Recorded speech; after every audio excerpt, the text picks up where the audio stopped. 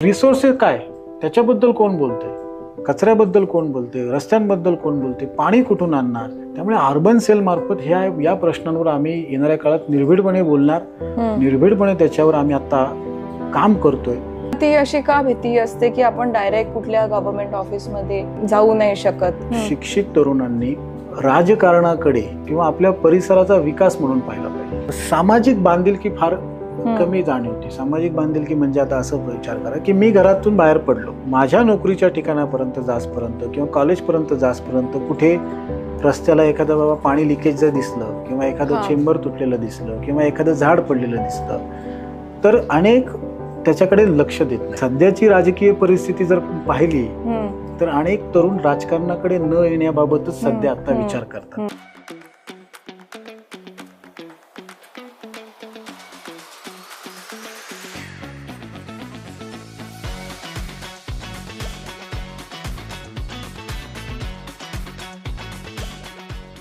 नमस्कार. आज unfiltered conversations च्या माध्यमातून आपण एक व्यक्ती जे पुणे शहर आणि आपले कॉमन जे इश्यूज असतात किंवा कॉमन ज्या गोष्टी असतात ज्या आपल्याला गव्हर्नमेंटकडे पोचवायचे असतात किंवा वेगवेगळ्या मुद्द्याचे जे विषय आपल्या समोर आढळतात पण नक्की माहिती नसतं की त्याचं काय करावं, ह्या सगळ्या प्रॉब्लेम्सला सॉल्व्ह करणाऱ्या ऑर्गनायझेशनचे ते प्रेसिडेंट आहेत. आणि ह्या ऑर्गनायझेशनचं नाव आहे अर्बन सेल पुणे. बऱ्याच वर्षांपासून ते ह्या कामामध्ये आपली सेवा करतायत. पण आज आम्हाला हा योग आला की ते आपल्या स्टुडिओमध्ये येऊन आपल्याला हा खास मुलाखत देणार आहेत. तर प्लीज वेलकम स्वप्नील दुधानेजी. थँक्यू. बऱ्याच वर्षांपासून ते इतकं चांगलं काम करतायत आणि आपल्यासोबत आज संवाद साधणार आहेत. सो आम्ही खूप ग्रेटफुल आहे की तुम्ही इथे आलाय आणि वेगवेगळे जे विषय जे आपल्याला उचलून धरायचे आहेत, मुद्द्याचे विषय जे उचलून धरायचे आहेत आणि एस्पेशली हा एपिसोड वोटिंग व्हायच्या आधी रिलीज होणार आहे. तर यूथ म्हणा किंवा जे वर्किंग पॉप्युलेशन आहे किंवा जे वयस्कर लोक आहेत पुण्यातले, त्यांनी वेगवेगळ्या विषयांवर आपण वोटिंग कसं केलं पाहिजे किंवा काय असतात कॉमन प्रॉब्लेम्स, त्या सगळ्यांचा आज आपल्याला ते एक ओव्हरव्ह्यू देणार आहेत. सो चला आजचा एपिसोड हा चालू करूया. सो नमस्कार स्वप्नीलजी. आपल्याला ऑडियन्सला काही सुरुवात करायच्या आधी बोलायचंय का? मी पहिल्यांदा, तुम्ही तसा परिचय दिलाच आहे माझा, पण मी परत एकदा माझा परिचय करून देतो. पुणे शहर अर्बन सेलचा मी प्रेसिडेंट म्हणून काम करतोय. आणि अर्बन सेल ही एक अशी एक नॉन पॉलिटिकल एक संस्था आहे की ज्यामध्ये पुणे शहरामधले अनेक तरुण तरुणी जे वेल एज्युकेटेड आहेत, इवन टेक्निकल नॉलेज आहे, अशा लोकांना एकत्रित घेऊन आम्ही पुणे शहराच्या समस्यांबाबत किंवा पुणे शहराच्या विकास कामांबाबत एकत्र येऊन चर्चा करून त्या ठिकाणी काम करतो. त्यामुळे ही अर्बन सेल संस्था गेल्या 3 वर्षापासून कार्यरत आहे आणि माझी नेमणूक ॲज अ प्रेसिडेंट म्हणून गेल्या 2 महिन्यापूर्वीच झालेली आहे. त्यामुळे ही अर्बन सेलचं सगळा तुमच्यासमोर आढावा मांडत असताना खरंच म्हणजे आम्हाला आज एक वेगळं व्यासपीठ तुम्ही दिलं, त्याबद्दल तुमचं मनापासून धन्यवाद. आम्हाला आता खूप काही शिकायला मिळणार आहे बिकॉज आपल्या ऑफिसमध्ये पण सगळे यंग वोटिंग ऑडियन्स आहे. तर सगळ्यांचाही बरेच काही प्रश्न होते, तर आपण डिरेक्टली त्याच्यात जाऊया. पण तुम्ही जसं म्हणला की अर्बन सेल नक्की काय करतं त्याच्यापासून पहिले सुरुवात करूया. कारण जेवढं आपलं जी चर्चा झालेली आहे किंवा पॉडकास्ट शूट करायच्या आधी पण आपण काही मुद्दे बोलत होता, त्याच्यामध्ये असं झालं की urban cell is like a bridge between governance आणि कॉमन पीपल. तर ते नक्की कसं तो गॅप ब्रिज करतात? तुम्ही काही प्रॉब्लेम्स किंवा त्याचा मूळ इंटेन्शन की ते का सुरुवात झालं 3 वर्षाआधी, का त्याची गरज पडली, ह्याच्यावर आधी आपण सुरुवात करूया. ॲक्च्युली आता अर्बन सेल बाबत जर सांगायचं झालं, ज्या पद्धतीने गेल्या म्हणजे माझ्या माहितीनुसार की 2000 सालापासून गेल्या 20 वर्षामध्ये शहरांचा विकास अतिशय वेगाने होत चालला आहे. आणि हा विकास होत असताना कुठेतरी शहरांमधल्या समस्या वाढताना दिसत होत्या आणि यावर काम करणं आवश्यक आहे. म्हणून आदरणीय पवार साहेबांनी संपूर्ण महाराष्ट्रात अर्बन सेलची एक स्थापना केली, ज्यामध्ये नॉन पॉलिटिकल लोकांना एकत्रित घेऊन शहरावर कामं करायची. आणि आज महाराष्ट्राच्या प्रदेशाध्यक्ष म्हणून आदरणीय राज्यसभेच्या माजी खासदार वंदनाताई चव्हाण ज्या महाराष्ट्राच्या स्टेट प्रेसिडेंट आहेत त्या काम करतात. आणि पुणे अर्बन सेलची स्थापना जवळपास एक 3 वर्षापूर्वी जेव्हा झाली त्यावेळेस मी स्वतः म्हणजे त्यावेळेस मी ॲज अ कॉर्डिनेटर म्हणून काम करत होतो, समन्वयक म्हणून. समन्वयक म्हणजे पुणे शहर मधल्या ज्या काही लोकल ऑथॉरिटीज बॉडीज आहेत, म्हणजे ज्याच्यामध्ये असेल क्षेत्रीय कार्यालय असेल, पुणे म्युन्सिपल कॉर्पोरेशन असेल किंवा सरकारी कार्यालय कुठलीही, त्या कार्यालयांचा ॲज अ कॉर्डिनेटर म्हणून मी काम करत होतो. आणि कुठे ना कुठेतरी त्या कॉर्डिनेटर काम करत असताना ज्यावेळेस अर्बन सेलकडे आमच्या टीमकडे ज्यावेळेस अनेक नागरिकांच्या समस्या येत होत्या त्यावेळेस त्या समस्या प्रशासनाकडे कशा मांडायच्या, त्या प्रशासनापर्यंत कशा पोचवायच्या आणि त्या पोचून त्या कशा सॉल्व्ह करायच्या ही जबाबदारी माझ्याकडे होती. जसं आपली चर्चा पहिल्यांदाही झाली त्यामध्ये आमचा मूळ हेतू तोच आहे की शहरातला नागरिक आणि गव्हर्नन्स म्हणजे प्रशासन या दोघांमधल्या संवाद करून त्या दोघांमध्ये एकत्र चर्चा घडवून शहरातल्या ज्या काही समस्या आहेत किंवा शहरातली जी काही विकास काम आहेत ती योग्य रीतीने मार्गी लावायची. अशा पद्धतीने आता आम्ही ॲज अ काम करतोय. आणि मी जसं सांगितलं की ॲज अ प्रेसिडेंट म्हणून 3 वर्ष काम केल्यानंतर आता माझी नेमणूक झाली. आता जेव्हा आपण हे जी गॅप आहे ती आपण तुम्ही म्हणला की सॉल्व्ह करण्याचा प्रयत्न करतोय, पण एक दुसऱ्या पर्स्पेक्टिव्हनी बघितलं की जे नागरिक आहेत त्यांना ती अशी का भीती असते की आपण डायरेक्ट कुठल्या गव्हर्नमेंट ऑफिसमध्ये जाऊ नाही शकत किंवा तिथे जाऊन आपले जे मुद्दे आहेत रोडचे किंवा वेगवेगळे असतात, पाण्याचे किंवा सेफ्टीचे किंवा आपल्या अराउंड काही पोल्युशन असेल किंवा जे काही वेस्ट मॅनेजमेंट असेल, तर ते जे एक सायकोलॉजिकल थोडासा तो बॅकलॅश जातो की नाही मी नाही पोचू शकत त्यांच्यापर्यंत, तर त्याचे काही आपल्याकडे एक्सपिरियन्स आहेत का किंवा त्याची खरंच गरज का पडली, कारण ती भीती का आहे लोकांमध्ये अजून? नाही, हा प्रश्न अतिशय योग्य आहे. त्याचं कारण तुम्हाला सांगतो. बऱ्याच लोकांना सिस्टीम आणि प्रशासन कशा पद्धतीने काम करतं हेच आजपर्यंत माहीत नाही. आता याची अनेक कारणं आहेत. मग आपण असं म्हणू शकतो की आत्ताची जीवनशैली, प्रत्येक माणूस आज त्याच्या व्यवसायात त्याच्या नोकरीत इतका बिझी आहे त्यामुळे तो त्या गव्हर्नन्स प्रशासनापर्यंत पोचू शकत नाही अथवा त्याला त्याचं नॉलेज कमी आहे. म्हणजे आज जर सिस्टीम अशी पाहिली तर प्रत्येक समस्येला एक वेगवेगळं डिपार्टमेंट आहे. आता पूर्वी एखादी समस्या नागरिकाला आली की ती कुठल्या डिपार्टमेंटला गेलं पाहिजे, त्याचं ऑफिस कुठे आहे, त्यांना कसा संपर्क करायचा यापर्यंत तो नागरिक जाऊ शकत नाही. त्याचं कारण असं आहे की कुठेही त्याची अशी माहिती पत्रक सिस्टीमद्वारे काय प्रदर्शित केली गेली नाही. त्यामुळे त्या नागरिकाला तिथपर्यंत जाण्यात अडचणी येतात.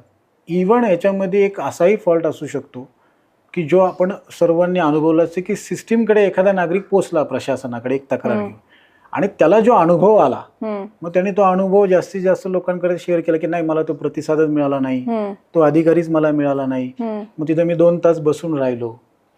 मग अशा गोष्टींमुळे प्रशासनाबद्दल एक निगेटिव्ह सगळी प्रतिमा पसरत गेली सर्वसामान्य लोकांपर्यंत आणि आज त्याचाच परिणाम आपण सगळा पाहतोय शहरांमध्ये.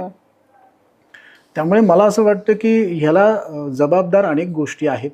काही वैयक्तिक सुद्धा कारण असू शकतात किंवा प्रशासन सुद्धा नागरिकांपर्यंत योग्य संवादाद्वारे पोहोचू शकली नसेल, अशी अनेक कारणं आहेत. आणि कुठे ना कुठेतरी ह्या गोष्टींमुळे आज एक अर्बन सेलचं एक व्यासपीठ त्या लोकांना उपयोगी पडतंय. अगदी बरोबर, कारण एक कम्फर्ट येतो, एक त्यांना माहिती आहे की आपलं ऐकणारी एक व्यक्ती त्यांच्या वॉर्डमध्ये आहे किंवा त्यांना माहिती आहे की आपण आपले प्रॉब्लेम्स त्यांच्यापर्यंत पोचवू शकतो. कारण तुम्ही नॉलेजेबल आहात, तुम्हाला एक्झॅक्टली माहिती आहे की प्रशासन कसं काम करतं. सो आय थिंक ते अतिशय महत्त्वाचं आहे. अर्बन सेलचा रोल हा खूप महत्त्वाचा ठरेल आत्ताच्या ह्या काळामध्ये आणि पुढेही फ्युचरमध्ये जे जनरेशन्स येतील त्यांच्यासाठी पण. सो अर्बन सेलचं नक्की स्ट्रक्चर कसं आहे की आता सपोज अर्बन सेल पर्यंत कोणाला पोहोचायचं तर कसं फंक्शन करतं, कसे ऑपरेशन्स होतात? आता पुणे शहराचा ॲज अ प्रेसिडेंट म्हणून मी काम करत असताना पुणे शहरामध्ये एकूण 8 विधानसभा मतदारसंघ आहेत. करेक्ट. शहराची रचना जर पाहिली आपण तर शहर जवळपास 70 ते 75 लोकसंख्येच्या आसपास ऑन द रेकॉर्ड आज आहे. आणि या टोटल लोकसंख्येमध्ये जे 8 विधानसभा मतदारसंघ येतात, ज्याच्यामध्ये आपण पाहतो की कोथरूड, शिवाजीनगर, खडकवासला, वडगाव शेरी, हडपसर, कॅन्टोन्मेंट, पर्वती, कसबा असे हे 8 विधानसभा मतदारसंघ आहेत. त्यामुळे आम्ही काय केलं सुरुवातीला की ह्या 8 विधानसभा मतदारसंघामध्ये 8 मतदारसंघाचे प्रेसिडेंट नेमले अर्बन सेलचे, आणि ह्या अर्बन सेलच्या प्रेसिडेंट मार्फत त्यांनी खाली एक लोकल बॉडी क्रिएट केलेली आहे की ज्या त्यांच्या अंडर त्या मतदारसंघामधली काही लोक काम करतात. आणि जेव्हा आम्ही आता समजा एखादा आता मागेच एक डेक्कनला आम्ही एक ट्रॅफिकच्या संदर्भात एक आंदोलन केलं होतं. तिथल्याच आमच्या एका अर्बन सेलच्या सभासदाची अशी एक भूमिका होती की शहरातल्या ट्रॅफिक संदर्भात आपण आंदोलन केलं पाहिजे. मग अशा वेगवेगळ्या आंदोलनाद्वारे, वेगवेगळ्या चर्चासत्राद्वारे वेगवेगळे आम्ही व्याख्यानं सुद्धा आयोजित करतो. म्हणजे जसं आता आम्ही एक दर महिन्याला एक तज्ज्ञ असेल एखाद्या विषयातला, त्या विषयातल्या तज्ज्ञाला आम्ही बोलवतो, तो आम्हाला गायडन्स करतो आणि त्या चर्चासत्रामध्ये आम्ही लोकांना आव्हान करतो ॲज अ सोशल मीडियाद्वारे. मग अशा सगळ्या माध्यमांद्वारे शहरातली लोक आमच्यापर्यंत कनेक्ट होतात. आमची रचनासुद्धा अशा पद्धतीने आहे, म्हणजे 8 विधानसभा मतदारसंघाचे 8 प्रेसिडेंट, आणि आत्ता अशी एक आम्ही एक नव्याने रचना केली की जसं पूर्वी आमच्या अर्बन सेलला होतं आणि तेच आम्ही आता रिपीट करतोय की प्रत्येक विषयाला एक कोऑर्डिनेटर नेमायचा. आता आमच्याकडे क्रीडा विभागाला एक शहर समन्वयक म्हणून आहे, त्यानंतर सांस्कृतिक विभागाला शहर समन्वयक म्हणून आहे. सर्व सरकारी सरकारी जी कार्यालय आहेत त्या कार्यालयांमध्ये संपर्क करण्याकरता एक शहर प्रमुख आम्ही नेमलेला आहे. असे वेगवेगळे डिपार्टमेंट्स आम्ही क्रिएट केलेत आणि त्यांना आम्ही समन्वयक म्हणून नेमलेले आहेत. उदाहरणार्थ एखादा व्यक्ती आमच्याकडे अर्बन सेलकडे आला एखादी तक्रार घेऊन, मग ती समजा अशी असेल की एका कला विभागाशी असेल किंवा एखाद्या नाट्यगृहाशी असेल, तर मग आम्ही त्या समन्वयकाकडे ती तक्रार फॉरवर्ड करतो आणि आम्ही त्याद्वारे मग पुढे लोकांपर्यंत जातो. तर अशा पद्धतीने म्हणजे आमचं कुठेही असं फ्लेक्स लावणं किंवा होर्डिंग अशा कुठले आमचे नाहीये. As a social media, as a माध्यम म्हणून चर्चासत्र असतील, वेगवेगळी आंदोलनं असतील, अशाद्वारे आम्हाला आतापर्यंत अर्बन सेलला लोक कनेक्ट झालेले आहेत. आणि तेच सगळ्यात जेन्युइन कनेक्शन असतं, कारण त्यांनी आपण डायरेक्ट लोकांपर्यंत पोहोचतो आणि त्यांना समजून घेऊ शकतो. आपण जसं बोलला की ट्रॅफिकचा एक मुद्दा तुम्ही मध्येच घेतला होता, तसे असे काही आपण अनुभव शेअर करू शकता का की असे वेगवेगळे महत्वाचे मुद्दे जे अर्बन सेलने उचललेले आहेत आणि त्याचा पुढे जाऊन त्याचा फायदा काय होईल किंवा काही अवेअरनेस क्रिएट झाली किंवा त्यांनी काही फरक पडला वेगवेगळ्या गोष्टींवर जे आता चालतात, तर त्याचे काही उदाहरणं आपण देऊ शकता का? एक तुम्हाला मी छोटंसं उदाहरण देतो. साधारण एक बघा 1-1.5 वर्षापूर्वी ज्यावेळेस मी ॲज अ कोऑर्डिनेटर म्हणून काम करत होतो, आम्हाला वंदनाताईंनी एक असा एक टास्क दिला की शहरामध्ये ज्या टेकड्या आहेत,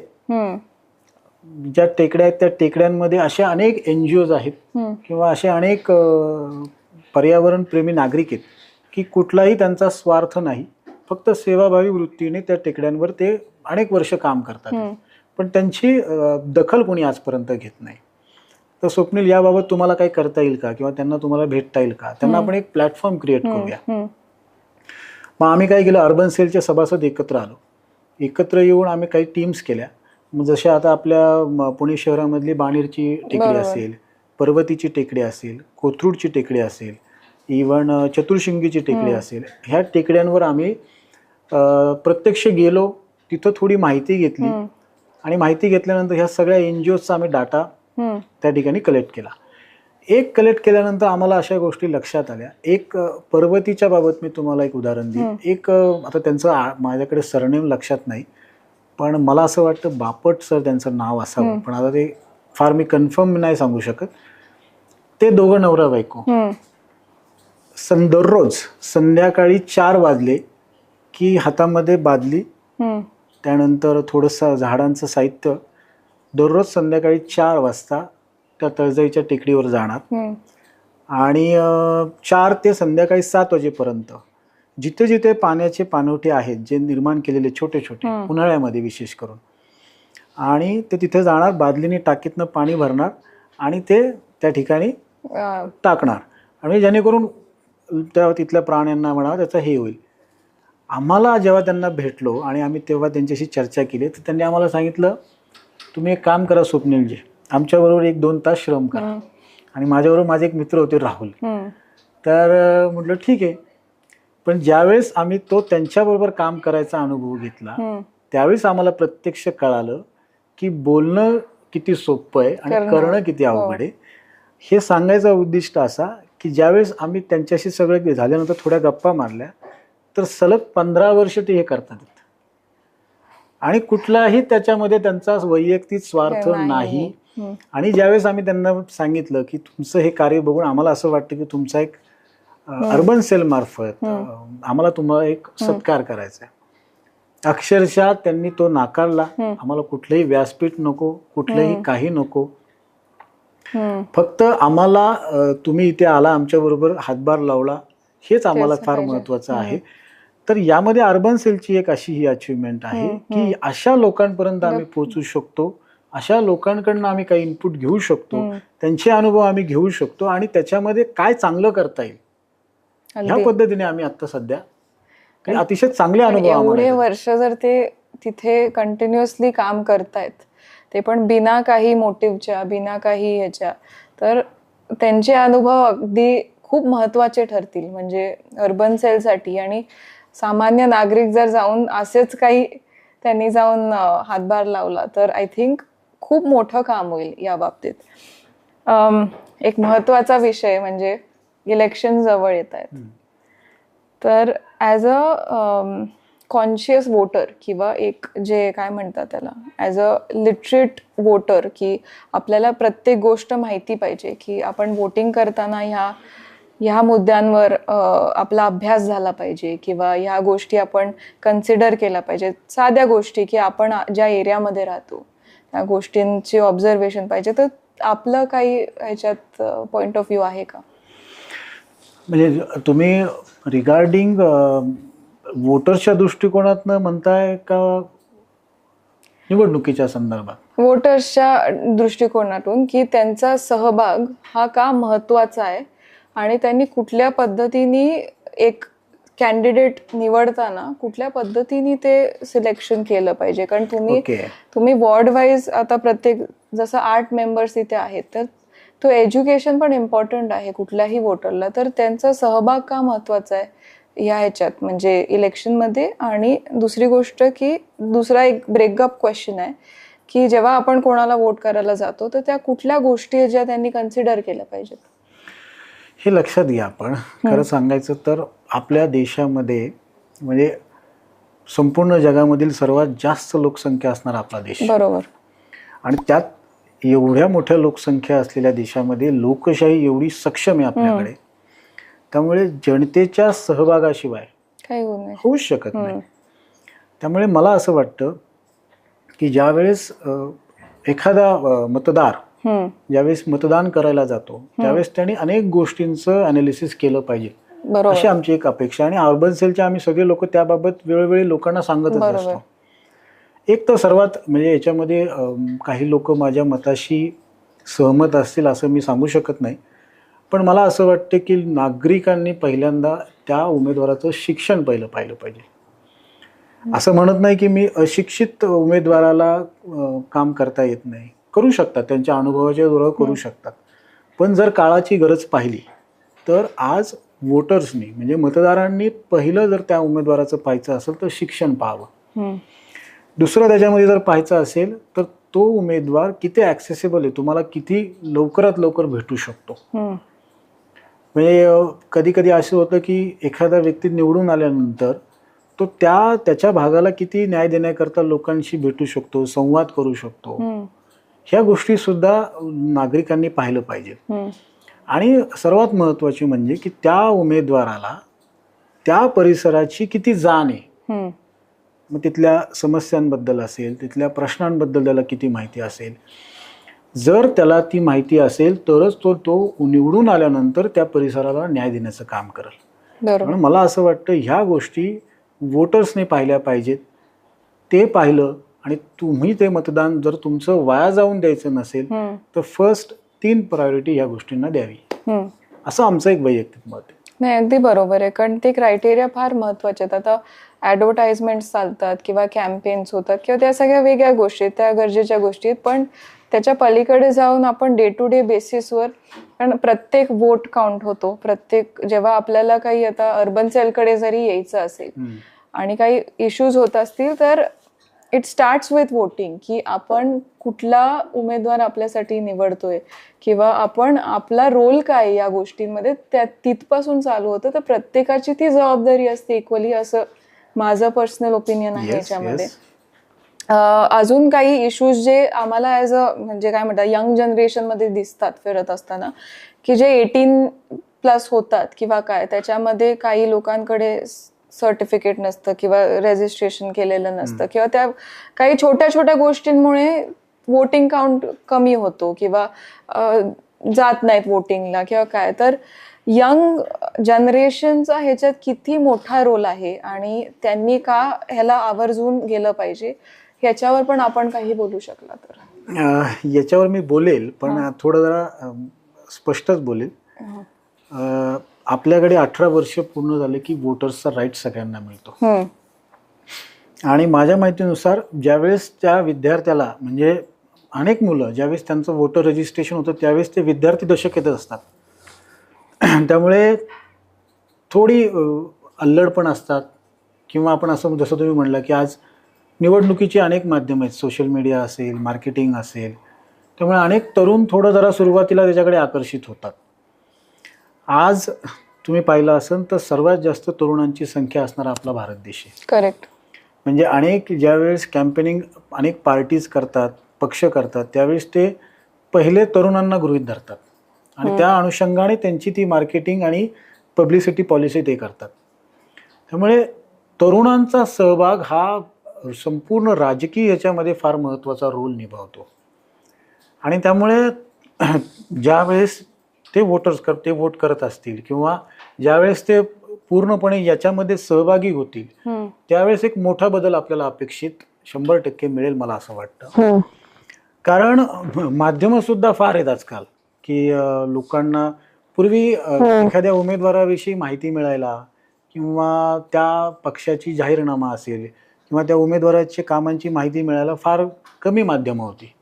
बरोबर. आज सोशल मीडियाचा त्याचा सुद्धा जास्त फायदा आहे की त्या उमेदवाराच्या विषयी चांगली माहिती लगेच मिळते. त्या उमेदवाराविषयी सर्वच गोष्टी त्या तरुणांपर्यंत इझिली पोहोचतात. त्यामुळे तो एक चांगला पॉईंट आहे.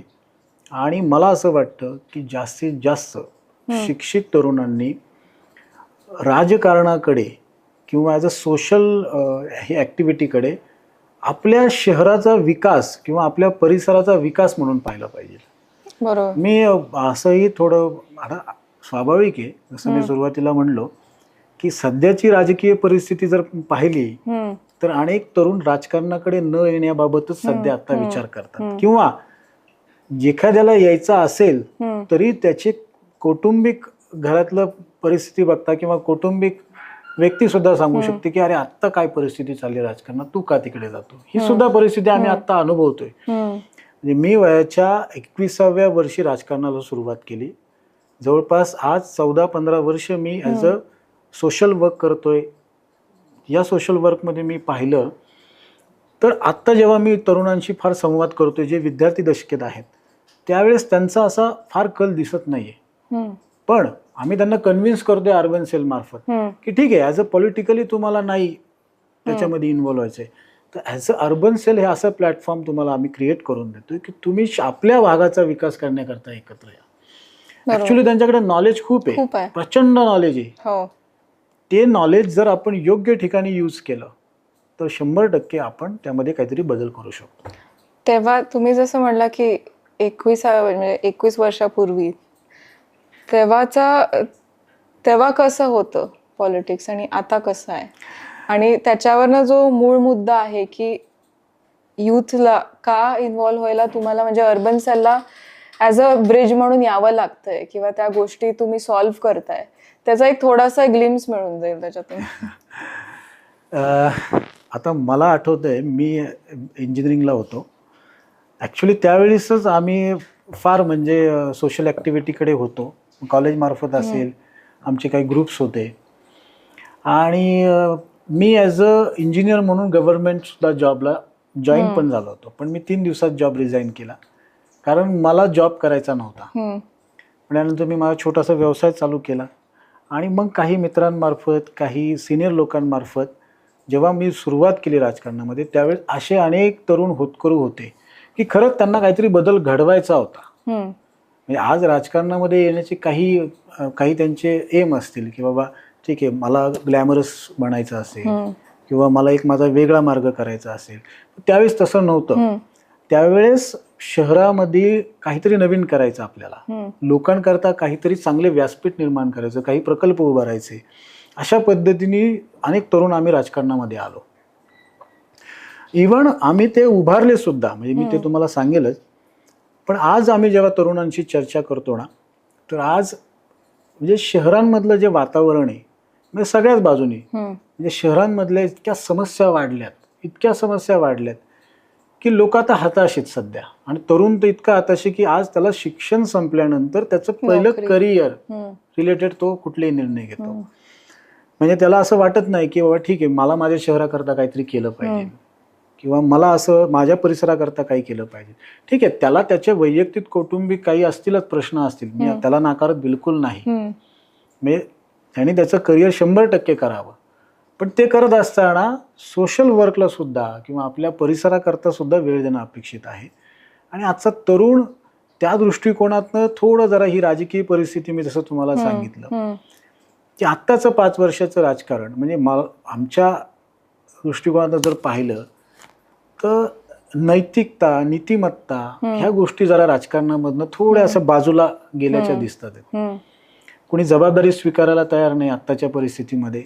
म्हणजे शहरातले प्रश्न असतील, ग्रामीण भागातले प्रश्न असतील, यावर कुणी बोलायला तयार नाही. पण इतके वेगळीकडे हे राजकारण चाललंय. या राजकीय सर्व लोकांनी कुठे ना कुठेतरी आत्मपरीक्षण करण्याची गरज आहे. नाहीतर ही तरुण पिढीकडे असणारं ज्ञान, त्यांच्याकडे असणारं नॉलेज, त्यांच्याकडे असणारी एनर्जी जर आपण युटिलाइज नाही करू शकलो तर याचे परिणाम आपल्यालाच भोगावे लागतील. अगदी बरोबर. तुम्ही एक मुद्दा सांगितला की जे तरुण पिढी आहे ती काही विषयांमुळे जे शहरामध्ये होत आहेत, जे त्रासलेले आहेत किंवा वेगवेगळ्या गोष्टी, तर असे काही मुद्दे आहेत का जे अर्बन सेलने आयडेंटिफाय केलेत? जसं तुम्ही ट्रॅफिक बोला की ट्रॅफिक तर हॉरेबल आहे, एम्प्लॉयमेंट रिलेटेड काही असेल किंवा काही असेल, तर असे काही आढळून आलेत का अर्बन सेल मार्फत? आम्हाला काही गोष्टी अशाही अनुभवल्या आल्यात की अनेक तरुण मुलं कॉलेज विश्वासमध्येच त्या ठिकाणी व्यसनाकडे जास्त वळलेली पाहायला आम्ही मिळाली. मग ते तिकडं जाण्याचं मग त्याचे कारणं अनेक असू शकतात. मग ती संगत असू शकते किंवा आजकालची ॲडव्हर्टाईज अशा पद्धतीने चालू असतात. आम्ही हे पाहिलं. आणि सामाजिक बांधिलकी फार कमी जाणवती. सामाजिक बांधिलकी म्हणजे आता असं विचार करा की मी घरातून बाहेर पडलो आणि मी कॉलेजला चाललोय, तर माझ्या घरातून बाहेर पडल्यानंतर माझ्या नोकरीच्या ठिकाणापर्यंत जासपर्यंत किंवा कॉलेजपर्यंत जासपर्यंत कुठे रस्त्याला एखादं बाबा पाणी लिकेज जर दिसलं किंवा एखादं चेंबर तुटलेलं दिसलं किंवा एखादं झाड पडलेलं दिसलं तर अनेक त्याच्याकडे लक्ष देत नाहीत. ते म्हणजे आपली सोशल रिस्पॉन्सिबिलिटी सुद्धा थोडं जरा मला असं वाटतं ते विसरलेत. आणि अशा पद्धतीच्या अनेक तक्रारी आमच्याकडे येतात. आता आम्ही अनेक लोकांशी संवाद करतो, म्हणजे अनेक सिनियर सिटीजन सुद्धा बोलतात. आज घरामध्ये या तरुणांचा संवाद सुद्धा फार कमी झाला आहे. मग हा संवाद एकत्र कुटुंबाची पद्धत कमी झाली असेल किंवा इतर अशा अनेक गोष्टी असतील, अशा सुद्धा तरुणांच्या बाबत आमच्याकडे तक्रारी येतात. यावर सुद्धा आम्ही अर्बन सेल म्हणून काही सेशन घेण्याचे प्रयत्न करतोय. येणाऱ्या काळामध्ये आम्ही 100% त्याच्यामध्ये काम पण सुद्धा करू. आता ह्याच्यामध्ये पुढचं असं आहे की अर्बन सेलचा मेन असा विषय आहे की connectivity with the governance. So ह्याच्यामध्ये आता पुण्यामध्ये आपण हा विषय घेतला तर कॉमन पीपल आणि गव्हर्नमेंट सिस्टीम ह्याला इंटरकनेक्ट कसं करताय, म्हणजे आता त्याच्यावर काय काम चालू आहे आपलं आणि पुढे जाऊन कसं काही होणार आहे त्याचं? खरं सांगायचं तर हा मुद्दा मी सांगत असताना तुम्हाला एक आवर्जून सांगेल, प्रशासन, गव्हर्नन्स आणि नागरिक यांच्यामध्ये संवाद होणं फार महत्त्वाचं आहे. आणि हा संवाद नसल्यामुळेच आज ह्या गोष्टी अनुभवायला आपण पाहतो. आता आपण एक त्याचं उदाहरण द्यायचं म्हटलं तर आमच्याकडे काही दिवसापूर्वीच एक कोथरूडमधली एक नागरिकांची एक छोट्याशा तक्रारी होत्या, 4-5च होत्या. एक तर म्हणजे त्यांच्या सोसायटीच्या बाहेरच्या सिक्युरिटीचा विषय होता, सोसायटीच्या बाहेरच्या क्लिनिंगचा विषय होता, सोसायटीच्या बाहेरचा जो गाड्या पार्किंगचा विषय होता. या संदर्भात त्यांनी आमच्या एक अर्बन सेलच्या सदस्य आहेत मिनलताई म्हणून, त्यांनी त्यांना कॉन्टॅक्ट केला. तर त्या मिनलताईंना जेव्हा त्यांनी सांगितलं की असं असं आहे, तर मी त्या ठिकाणी गेलो, प्रत्यक्ष पाहिलं आणि मग त्या नागरिकांशी चर्चा केली. मी त्यांना म्हटलं ह्या ज्या कंप्लेंट्स आहेत ह्या तुम्ही त्या डिपार्टमेंटला का जात नाहीत? तुम्हाला PMCची लोकल अथॉरिटी बॉडी आहे, वॉर्ड ऑफिस आहे. तर ते म्हणले नाही, आम्हाला तिथं गेलो होतं पण प्रतिसाद नाही मिळाला. म्हटलं ओके. मग आम्ही अप्रोच झालो, आम्ही त्या तक्रार डायरेक्ट सॉल्व्ह केल्या असत्या, पण आमचे पॅटर्न थोडा कसा वेगळा आहे मी तुम्हाला सांगतो. आम्ही त्या संबंधित क्लिनिंग, लाईट्स, सिक्युरिटी या संदर्भात आम्ही त्या डिपार्टमेंटच्या ऑफिसरला तिथं बोलवलं. तिथल्या नागरिकांशी आम्ही त्यांचा संवाद करून दिला आणि हा संवाद करून दिल्याने काय झालं की त्यांना कळालं की अरे लाईट्स करता हे डिपार्टमेंट आहे आणि हा ऑफिसर आहे आणि हा त्याचा नंबर आहे, रोड करता हा ऑफिसर आहे, हे डिपार्टमेंट आहे. आणि विशेष म्हणजे आम्ही पहिली गोष्ट कुठल्याही ऑफिसरला ज्यावेळेस अप्रोच होतो आम्ही त्यांना पहिलं एक गोष्ट सांगतो की तुम्ही नागरिकांचं पूर्ण ऐकून घ्या. करेक्ट. प्रॉब्लेम असा आहे आज प्रशासनामध्ये, गव्हर्नन्समध्ये ऐकून घेण्याची क्षमता नाही त्यांच्या अधिकाऱ्यांकडे. माझा असा थेट त्यांना हेच आहे, कारण का ज्यावेळेस त्यांच्याकडे एखादा नागरिक तक्रार घेऊन जातो त्यांनी त्या नागरिकाचं पूर्ण ऐकून घेतलं पाहिजे. आणि ही जी दरी वाढत गेलेली आहे ही दरी कधी कमी होईल? ज्यावेळेस प्रशासनाचा आणि नागरिकांचा संवाद होईल, चर्चा होईल. त्यामुळे ही दरी कमी करण्याकरता आम्ही खूप प्रयत्न करतोय. आम्ही त्यांच्याशी संवाद करून दिला, चर्चा करून दिली. आज तिथं लाईटची व्यवस्था झाली, अजून काही पेंडिंग कामं आहेत ती सुद्धा पूर्णपणे ते पुढच्या काही दिवसांमध्ये सुद्धा होतील. आणि हा विषय झाला की येणाऱ्या पुढच्या काळात त्या सोसायटीला जर तिथे काही अजून त्याबाबत त्रास झाला तर ते उद्या डायरेक्ट कॉन्टॅक्ट करू शकतील. म्हणजे अर्बन सेलनी त्यांच्या मनातल्या ज्या काही शंका होत्या किंवा त्यांना त्याच्याबद्दल जी माहिती नव्हती ती पूर्णपणे दिली. अगदी. तर अशा पद्धतीने आपण भविष्यात दूर करायचं काम करतोय. मला तो पॉइंट खूप आवडला ज्याच्यामध्ये स्पून फीडिंग पेक्षा ते नागरिक आणि गव्हर्नन्सला एकत्र कसं आणणं त्याचा खरा एक्झाम्पल हा होता. कारण त्यांनी परत अर्बन सेलला तिथे जाऊन स्पून फीडिंगची काहीच गरज नाहीये. नागरिकांना माहिती की कुठे पोचायचंय आणि जे गव्हर्नन्स मधले जे ऑफिसर्स आहेत त्यांनाही माहिती की इथे मूळ समस्या काय चालू आहे. सो हे आय थिंक एक अतिशय वेगळं आणि गरजेचं गोष्ट जी आहे ती अर्बन सेल करत आहे. आता ह्याच्यामध्ये एक गोष्ट आहे की आत्ताच्या काळामध्ये वोटिंग करत असताना जे तुम्ही लोकल इश्यूजचं बोलला, तर त्या लोकल इश्यूजची माहिती किती गरजेची आहे आत्ताच्या काळात, यंग वोटरसाठी नाही, इन जनरल सगळ्यांसाठी?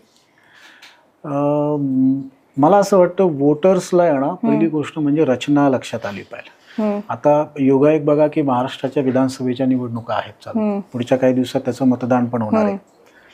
त्यामुळे लोकांनी एक आयडेंटिफाय केलं पाहिजे की आपण मतदान करत असताना कुठल्या निवडणुका डोळ्यासमोर आहेत. म्हणजे देशाच्या निवडणुका वेगळ्या असतात, राज्याच्या निवडणुका वेगळ्या असतात आणि लोकल बॉडीजच्या वेगळ्या असतात. त्यामुळे त्या निवडणुका डोळ्यासमोर ठेवून तुम्ही त्या उमेदवाराची ती पात्रता लक्षात घेतली पाहिजे. करेक्ट. म्हणजे आज विधानसभेच्या निवडणुका आहेत, तर या विधानसभेच्या निवडणुकीमध्ये राज्याची काय परिस्थिती आहे किंवा राज्यामध्ये काय गेल्या 5 वर्षामध्ये सत्ताधाऱ्यांनी कसे निर्णय घेतलेत, राज्य पुढे गेलं का मागं गेलं हे पाहिलं पाहिजे.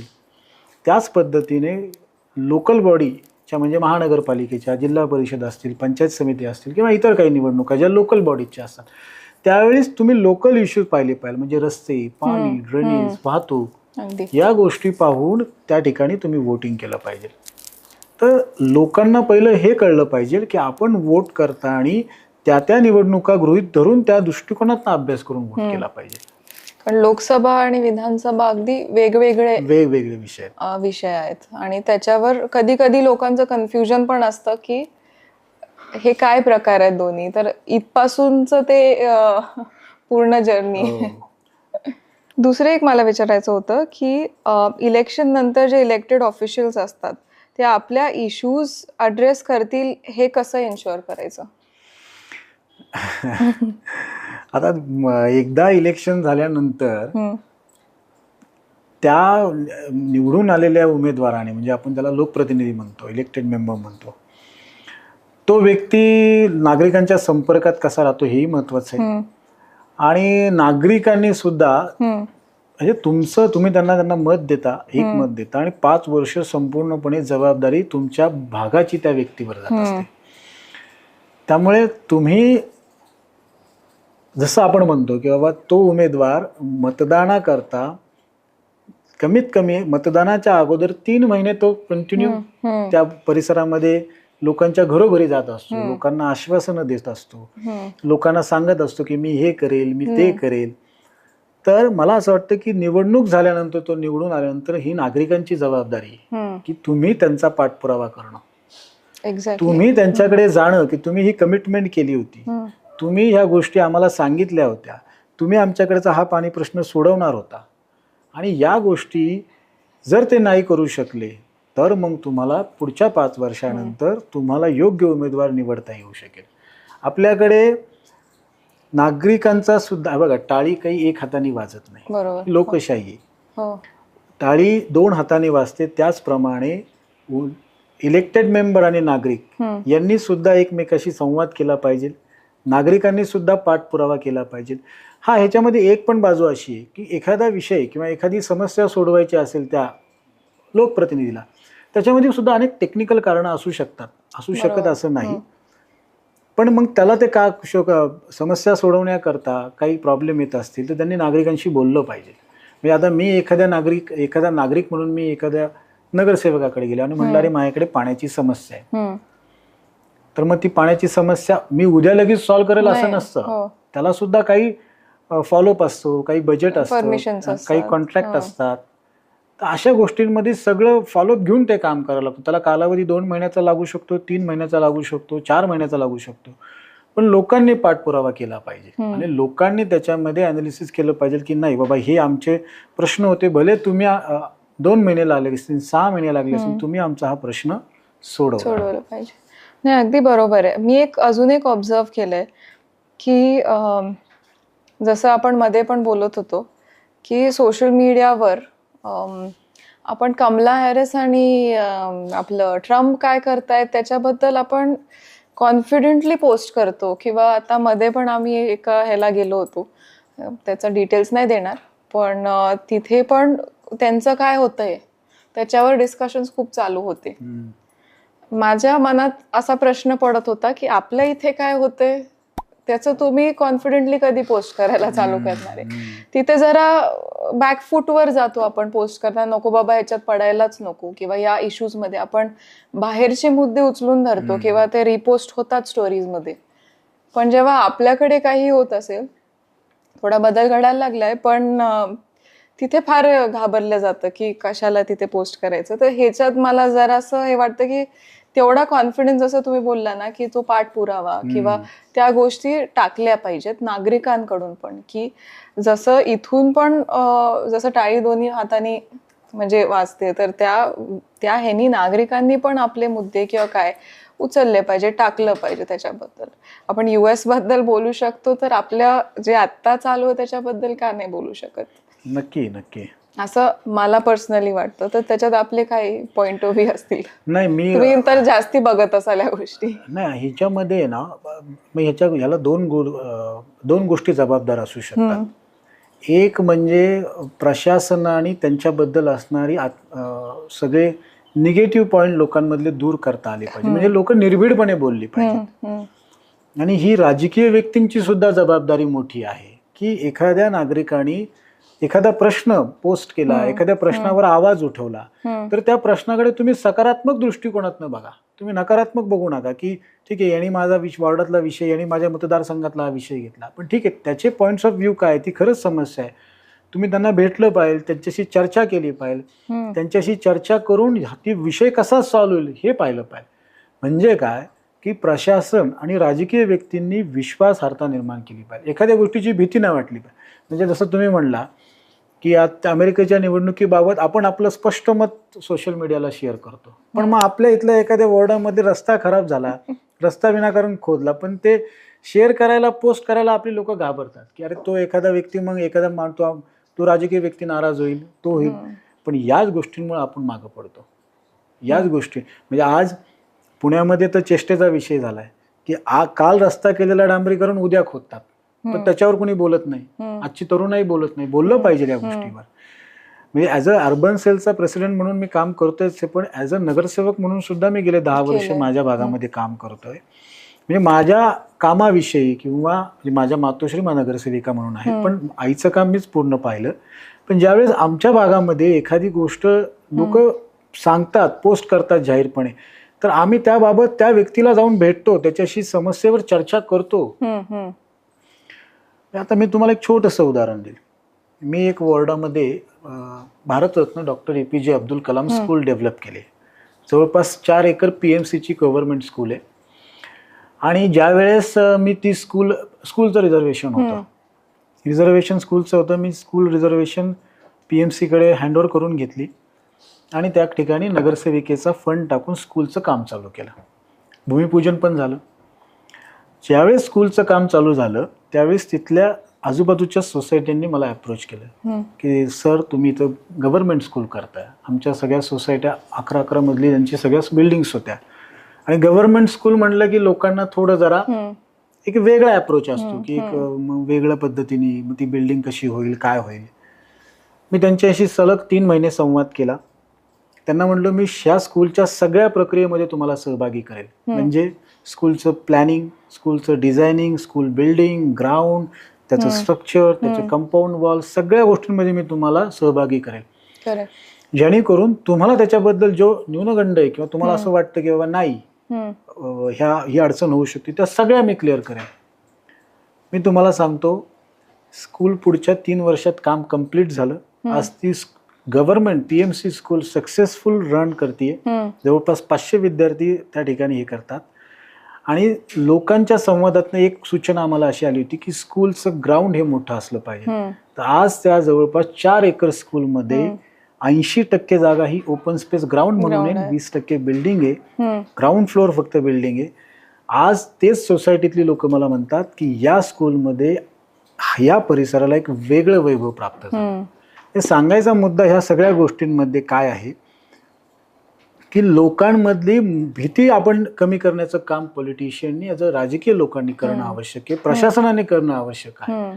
लोकांच्या सूचना 10 पैकी 100%, 10 पैकी 5, 6, 7 योग्य असतातच एखादी सूचना.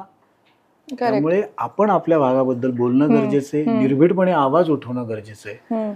फक्त त्यामधली प्रशासनाने, राजकीय लोकांनी भीती कमी करणं आवश्यक आहे. अगदी.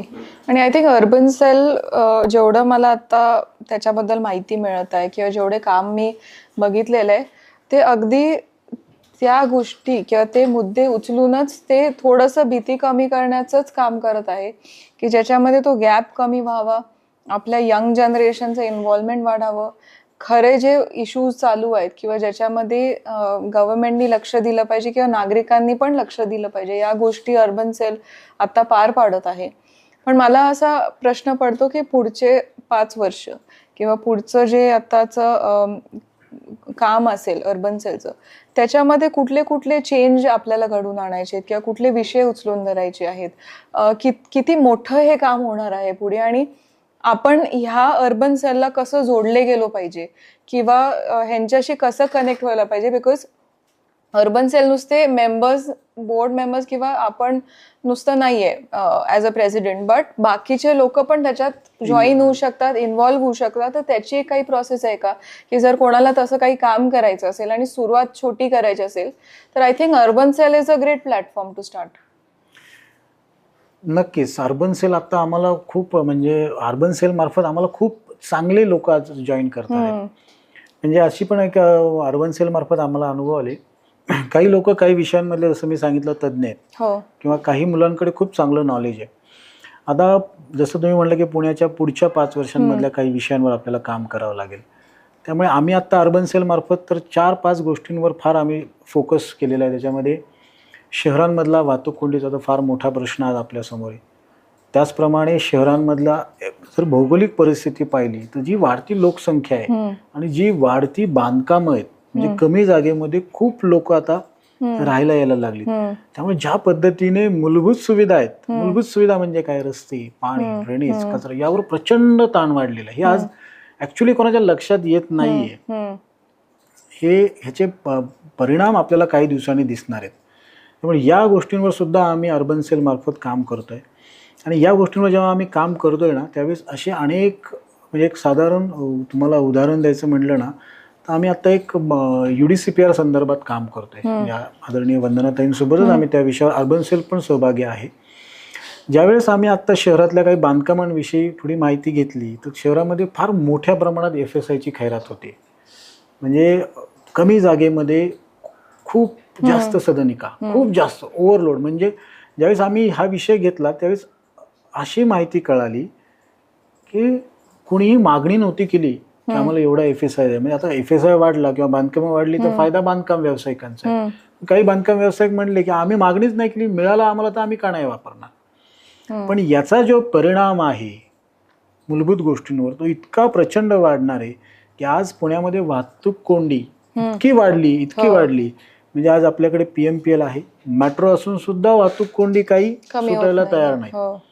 ह्या अशा काही तज्ज्ञ लोकांना आम्ही आता इन्व्हॉल्व करतोय. इन्व्हॉल्व करून त्यांच्याकडनं इनपुट्स आम्ही घेतलेत.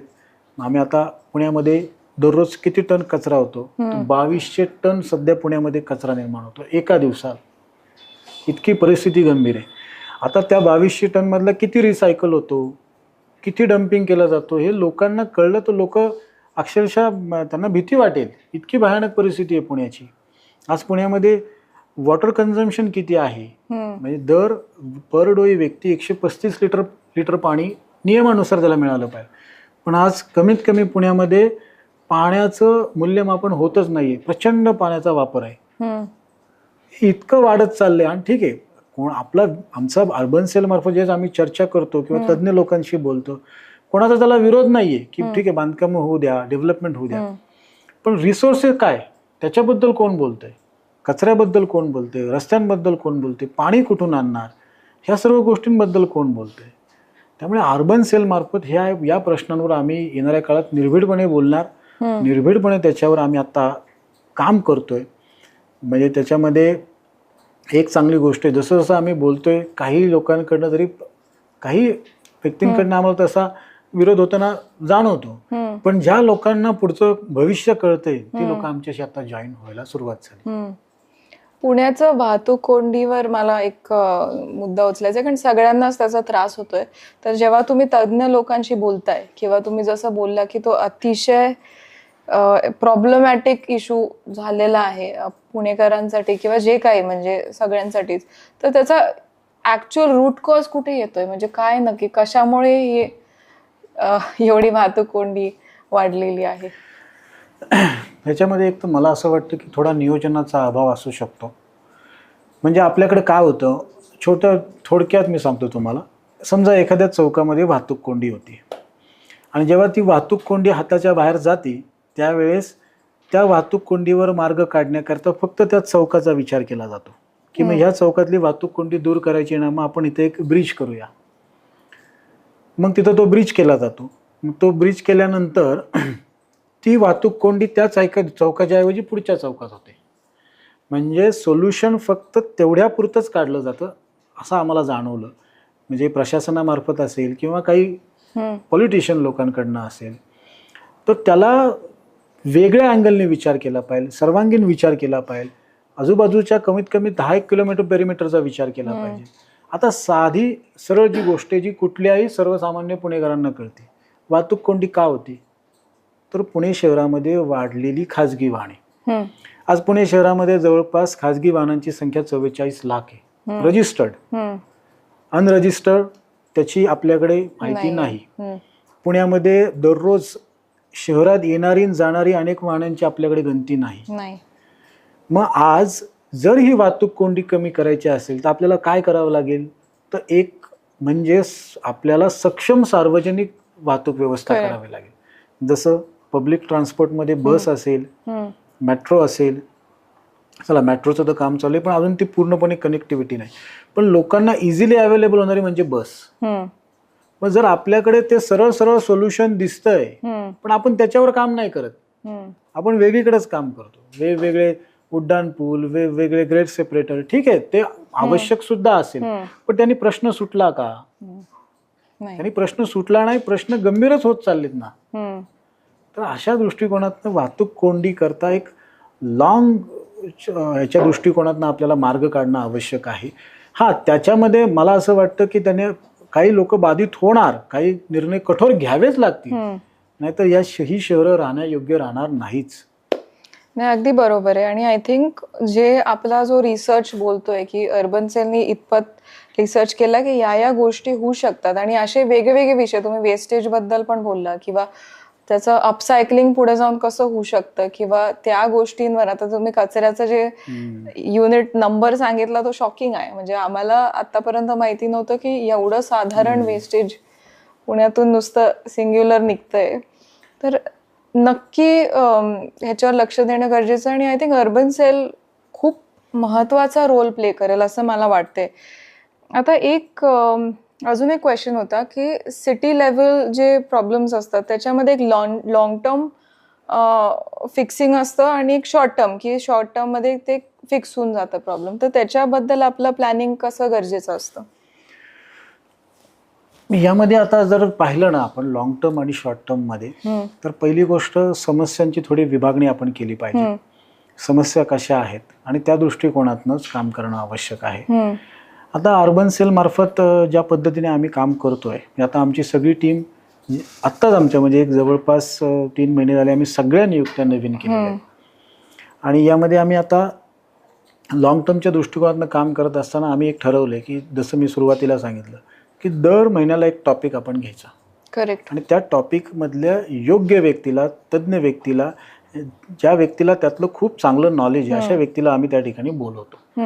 आणि मग त्या व्यक्तीकडनं जेवढे आम्हाला माहिती घेता येईल त्या माहितीच्या द्वारे ती माहिती संकलित करून प्रशासनाकडे बसून त्या आम्ही प्रश्नांबाबत चर्चा करतोय. हे या गोष्टीला ठीक आहे, आज एखादी गोष्ट आम्ही घेतली, तिचे रिझल्ट आम्हाला लगेच 3 महिन्यात दिसणार नाहीत, त्याचे रिझल्ट आम्हाला लगेच वर्षभरात पण दिसणार नाहीत, पण त्याचे रिझल्ट आम्हाला थोडे उशिरा दिसतील, पण ते खूप चांगले असतील.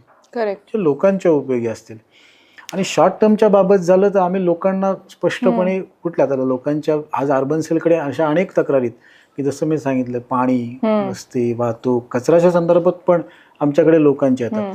आता लोकांना ज्यावेळेस आम्ही जेव्हा भेटायला जातो, त्या कचऱ्याची एखादी तक्रार आली समजा, लोक आम्हाला म्हणतात की अरे आमच्याकडचा सर ओला कचरा कोणी नेत नाही. पण तुम्हाला म्हणून मी आज सांगतो, ॲक्च्युली पॉलिसी अशी म्हणते की ओला कचरा हा त्या सोसायटीने त्यांच्याकडे तो चिरवला पाहिजे. पण लोकांना ह्या गोष्टी कळत नाहीत. लोकांना आता ह्या गोष्टी सांगणं गरजेचं आहे. ही सगळीच जबाबदारी ही प्रशासनाची नाहीये, सगळी जबाबदारी ही सरकारची नाहीये. तर त्या अनुषंगाने आमचं आता सध्या काम चालू आहे की जबाबदाऱ्या सुद्धा ज्याला त्याच्या कळाल्या पाहिजेत. नाही, अगदी बरोबर आहे. अर्बन सेल रिलेटेड आपल्याला अजून काय, म्हणजे एक हा शेवटचा प्रश्न असेल माझा, पण जर लेट्स से दिग्विजय किंवा आरोला अर्बन सेल जॉईन करायचं असेल ॲज अ यंग पर्सन ज्यांना सोशल वर्कमध्ये यायचं आहे आणि त्यांचं करिअर पण करायचं आहे, तर सगळ्यात सोपं कसं ते जॉईन होऊ शकतात, किंवा सोप्यातल्या सोप्या गोष्टी कशा त्या घेऊ शकतात, किंवा असं कसं कनेक्ट होऊ शकतात अर्बन सेलला? अर्बन सेलला कनेक्ट व्हायला असं काय आम्ही कुठल्या कंडिशन्स पहिल्या ठेवलेल्या नाही आहेत की हीच त्याची पात्रता असली पाहिजे किंवा हेच त्याचं एज्युकेशन असलं पाहिजे. कारण का जसं मी सांगितलं, अनेक लोकांकडे चांगलं ज्ञान आहे, चांगलं शिक्षण आहे, आणि काही लोकांकडे शिक्षण जरी कमी असलं तरी त्यांचा अनुभव खूप चांगला असतो. जसं आता आम्ही काही सिनियर सिटीजनकडे बोलतो की 30-30 वर्ष त्यांनी काही एका सेक्टरमध्ये काम केलेलं आहे. मग त्या सेक्टरमधले अनुभव जेव्हा आम्ही त्यांच्याशी बोलतो तर जो वेल एज्युकेटेड माणूस सुद्धा देऊ शकत नाही असे चांगले एक्सपिरियन्स ती व्यक्ती देते. आता आम्ही याच्यामध्ये सगळ्यांना इझिली सोशल मीडियावर आम्ही अर्बन सेल ठेवलेलं आहे. इव्हन आम्ही ज्यावेळेस कुठलेही आंदोलन घेत असतो त्यावेळेस आम्ही ठिकठिकाणी प्रेस नोट पण देतो की अर्बन सेल मार्फत ही मुवमेंट घेतली. करेक्ट. आणि ज्यावेळेस एखादी गोष्ट आम्ही केल्यानंतर प्रेसमध्ये ते छापून येतं त्यावेळेस अनेक लोक आमच्याशी संपर्क करतात. इवन ज्यावेळेस डिजिटल सोशल मीडियाचे काही न्यूज पोर्टल आहेत त्यांना सुद्धा आम्ही आमच्या अशा अनेक कार्यक्रमांना बोलवतो. त्यांच्यामार्फत जेव्हा आमच्या बातम्या सोशल मीडियाला जातात त्यावेळेस सुद्धा लोक आम्हाला कनेक्ट होतात. त्यामुळे जशी जसं अर्बन सेलचं काम वाढत चाललंय तसे तसे लोक आम्हाला कनेक्ट होतात आणि लोकांना आम्ही तर. आणि एक गोष्ट अर्बन सेलची विशेष मी तुम्हाला सांगतो की लोक आम्हाला मोठ्या संख्येने का जॉईन होतात ते की लोकांना कुठल्याही पॉलिटिकल पार्टीशी रिगार्डिंग त्यांना काम करायचंय पण कुठल्याही राजकीय क्षेत्राशी निगडीत नाही व्हायचं, पण शहराकरता काम करायचं, आपल्या आजूबाजूच्या परिसराकरता काम करायचंय, अशी लोक आम्हाला आता अर्बन सेलला खूप चांगल्या पद्धतीने जॉईन होतात. आणि जॉईनच्या माध्यमातून आम्ही त्यांना मग आमचे फोन्स असतील, आमच्या पदाधिकाऱ्यांचे कॉन्टॅक्ट असतील, सोशल मीडिया असेल, अशाद्वारे आम्ही इझिली जॉईन करून घेतो. आय थिंक आम्ही जे त्यांचं इंस्टाग्राम ID आहे किंवा जे फोन नंबर्स आहेत एका QR कोडच्या माध्यमातून आणि अक्रॉस द एपिसोड आम्ही आता टाकणार आहे आणि तुम्ही त्याला नक्की फॉलो करा. आणि तुमचे काही समस्या असेल किंवा तुम्हाला व्हॉलंटिअरी वर्क पण करायचं असेल तरी तुम्ही जॉईन करा, कारण त्यांच्या कंटिन्युअस ॲक्टिव्हिटीज होत असतात, वेगवेगळ्या मुद्द्यांवर ते आंदोलनं करत असतात किंवा आपल्या एरियामध्येही काही अडचण असेल तर तिथेही आपण तिथले जे मेंबर्स आहेत त्यांना जाऊन तुम्ही भेटू शकता, त्यांच्याशी चर्चाही करू शकता. अर्बन सेल असा एक ओपन प्लॅटफॉर्म आहे जिथे तुम्ही अगदी मोकळ्या मनाने जाऊन आपल्या गोष्टी बोलू शकता आणि कनेक्ट होऊ शकता. थँक्यू स्वप्नीलजी, आज तुम्ही वेळ काढला इथे. मला तर खूप छान वाटलं आपल्याशी संवाद साधायला आणि आपण आणखी वेगवेगळ्या विषयांवर चर्चा करूया. आजचा मूळ मुद्दा होता की अर्बन सेल नक्की काय करतं. पुढच्या एपिसोडमध्ये असंही असू शकतं की वेगवेगळ्या विषयांवर आपण एकदम डिटेलमध्ये माहिती घेऊया. वोटिंगवर आज बोललो की आपण जाऊन वोटिंग का केलं पाहिजे. स्वप्नीलजींनी एकदम सोप्या भाषेमध्ये सांगितलं की कुठल्या क्रायटेरियाजवर आपण जाऊन वोटिंग केलं पाहिजे. तुम्ही 18 वया गटापासून ते 40-50 असा सगळ्यांचा वोट का महत्त्वाचा आहे.